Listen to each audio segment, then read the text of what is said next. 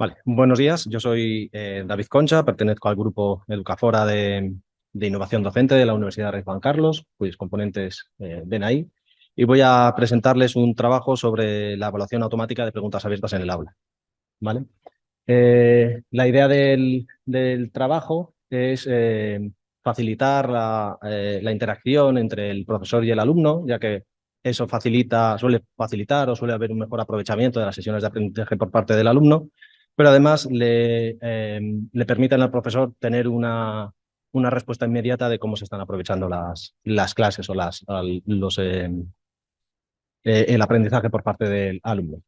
Para ello queremos poder responder de manera automática a las preguntas. Ya hay herramientas que hacen este tipo de tareas, como pueden ser Kahoot o Booklab.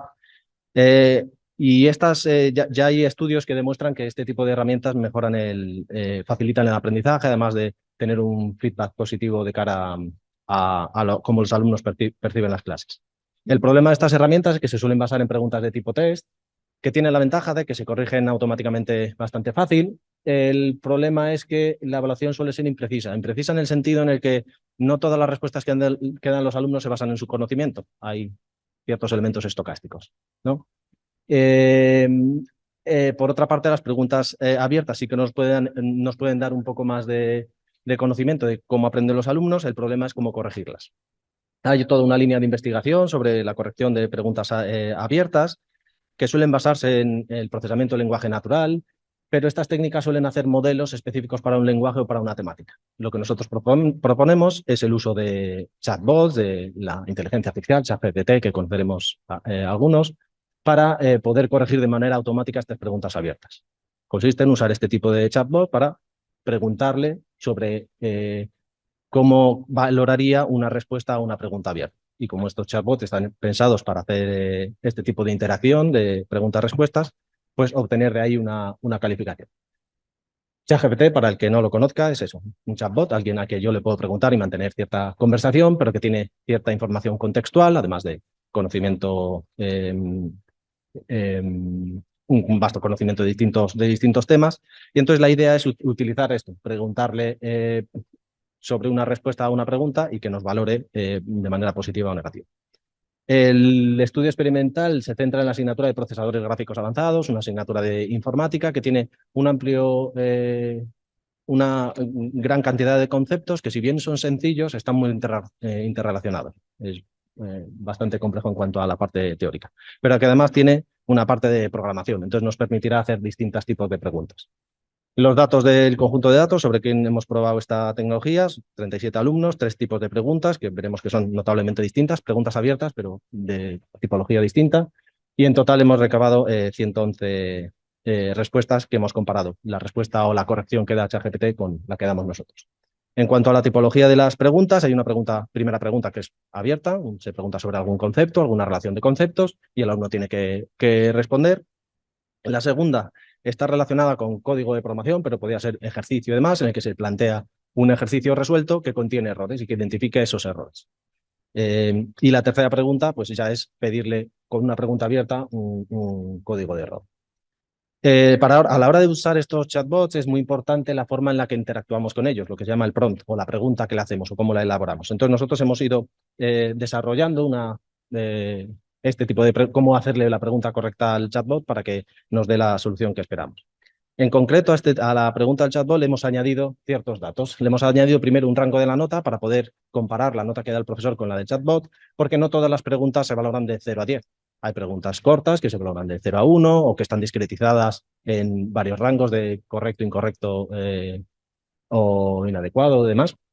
Luego también hemos añadido información de cuál es la pregunta correcta que espera el profesor, porque un mismo profesor en la misma asignatura, pero en años distintos, puede esperar respuestas distintas, pues cómo ha ido la evaluación, cómo ha ido las clases. Y por último, añadirle una rúbrica en la que indicamos qué cosas consideramos positivas, qué cosas consideramos negativas en la pregunta.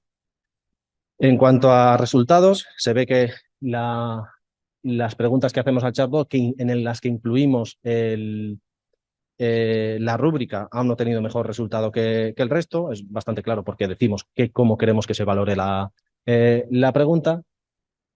Y luego aquí